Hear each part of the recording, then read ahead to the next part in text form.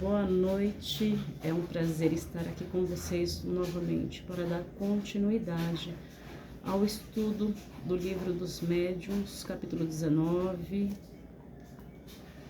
a partir do item 8, papel do médium nas comunicações. E para dar início ao nosso estudo, eu convido a todos vocês a fazer uma prece, elevando o nosso pensamento até o Mestre Jesus, agradecendo por mais essa oportunidade abençoada de estarmos aqui reunidos, aprendendo um pouquinho mais, trocando experiências, com o coração cheio de gratidão.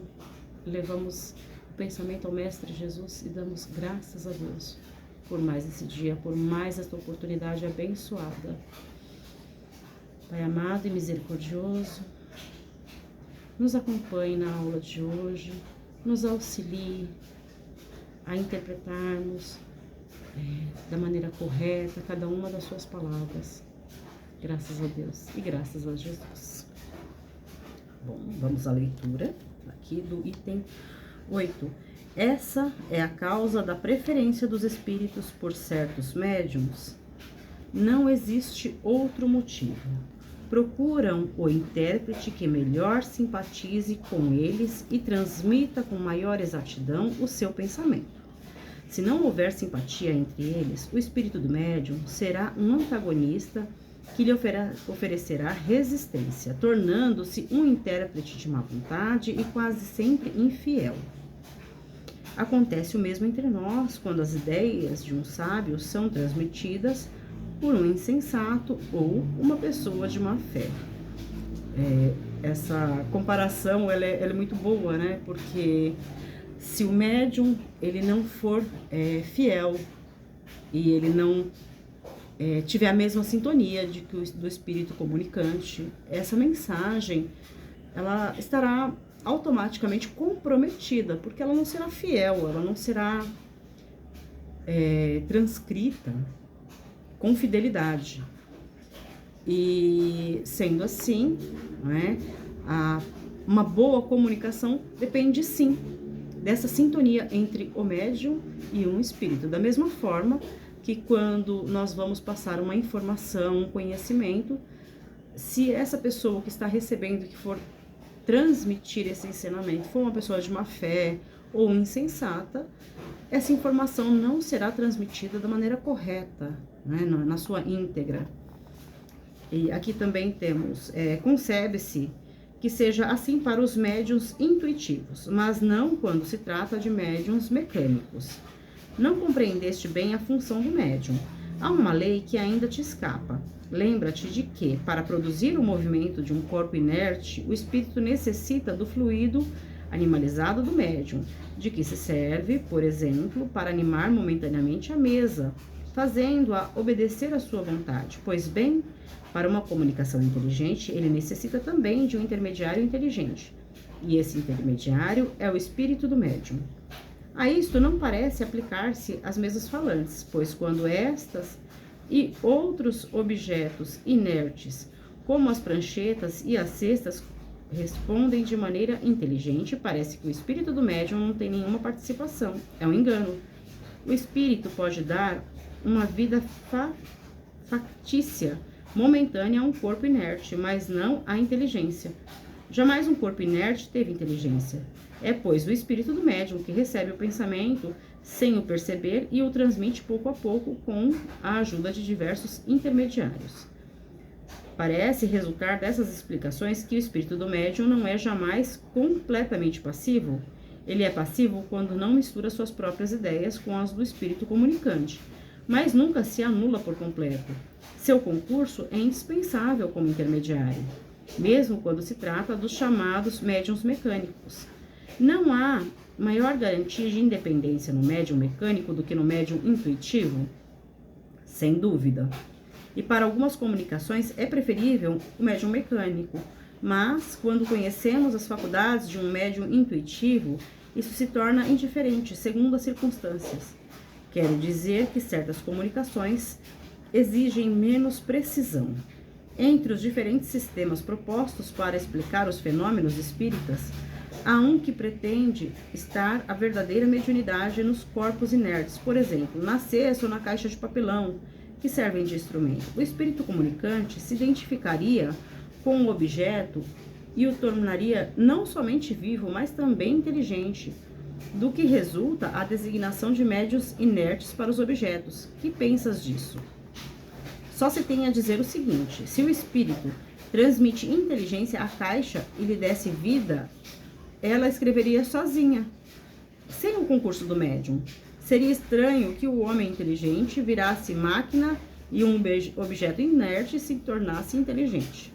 É um dos numerosos sistemas surgidos de ideias preconcebidas e que vão caindo diante de experiência e observação, né?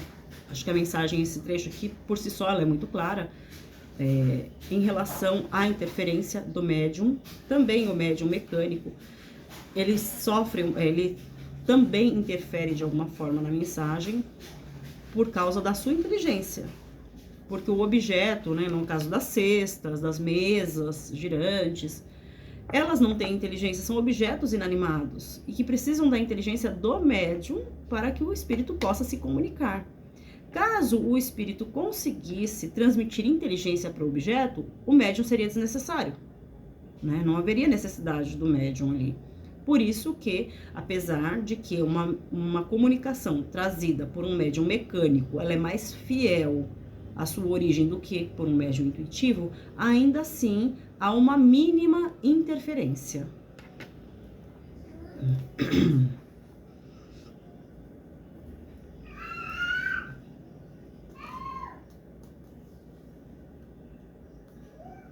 Um fenômeno bem conhecido pode tornar admissível a ideia de existir nos corpos inertes, assim animados, mais do que a vida e até mesmo do que a inteligência.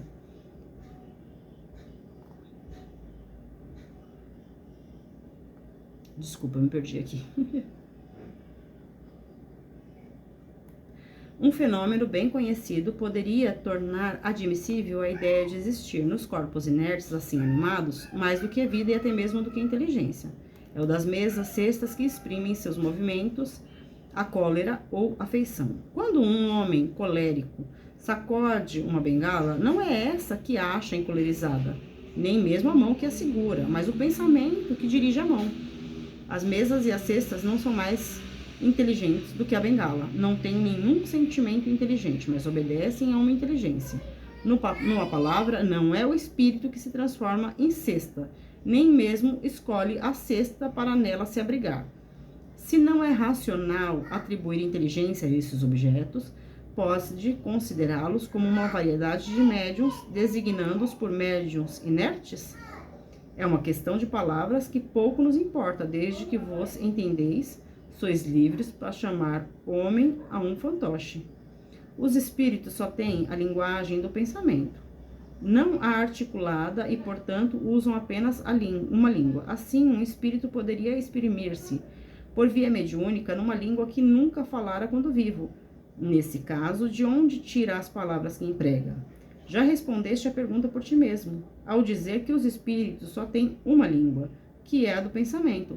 Todos compreendem essa língua, tanto os homens como os espíritos. Ao dirigir-se ao espírito encarnado do médium, o espírito errante não fala em francês, nem em inglês, mas na língua universal do pensamento. Para traduzir as suas ideias numa linguagem articulada, transmissível, ele utiliza as palavras do vocabulário do médium. Se for assim, o espírito só deveria exprimir-se na língua do médium. Mas sabe-se que escrevem em línguas que lhes são desconhecidas. Não há nisso uma contradição? Observe-se primeiro que nem todos os médiuns são igualmente aptos a esse gênero de exercício. Em seguida, que os espíritos só se prestam a ele acidentalmente, quando julgam que isso pode ser útil. Para as comunicações usuais de certa extensão, preferem-se servir-se de uma língua familiar ao médium, que lhes apresenta menos dificuldades materiais a superar. A aptidão de certos médiuns para escrever numa língua estranha não provém do fato de a terem usado noutra existência, conservando na atual em forma intuitiva? Certamente isso pode acontecer, mas não é uma regra. O espírito pode, com algum esforço, superar momentaneamente a resistência material, e é o que se verifica quando o médium escreve na sua própria língua palavras que não conhece. Uma pessoa que não sabe escrever poderia fazê-lo como médium? Sim, mas compreende-se que haverá grande dificuldade mecânica a vencer, pois a mão não está habituada aos movimentos necessários para formar as letras. Acontece o mesmo com os médiuns desenhistas que não sabem desenhar. Um médium de inteligência bem reduzida poderia transmitir comunicações de ordem elevada? Sim, pela mesma razão que um médium pode escrever numa língua que não conhece. A mediunidade propriamente dita independe da inteligência, como as qualidades morais. Na falta de melhor instrumento, o espírito pode servir-se do que tem à mão. Mas é natural que, para as comunicações de certa ordem, prefira o médium que lhe ofereça menos obstáculos materiais. E há ainda outra consideração. O idiota frequentemente só é idiota pela imperfeição dos seus órgãos, pois o seu espírito pode ser mais adiantado do que pensa.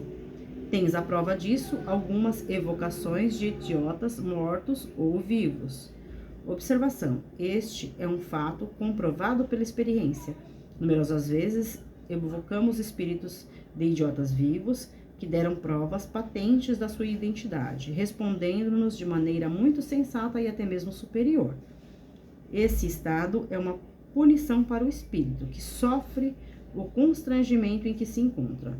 Um médium idiota pode oferecer, pois, algumas vezes, ao espírito que esteja a manifestar-se, maiores recursos do que pensa. Ver na Revista Espírita de julho de 1860 o artigo sobre a frenologia e a fisiognomonia.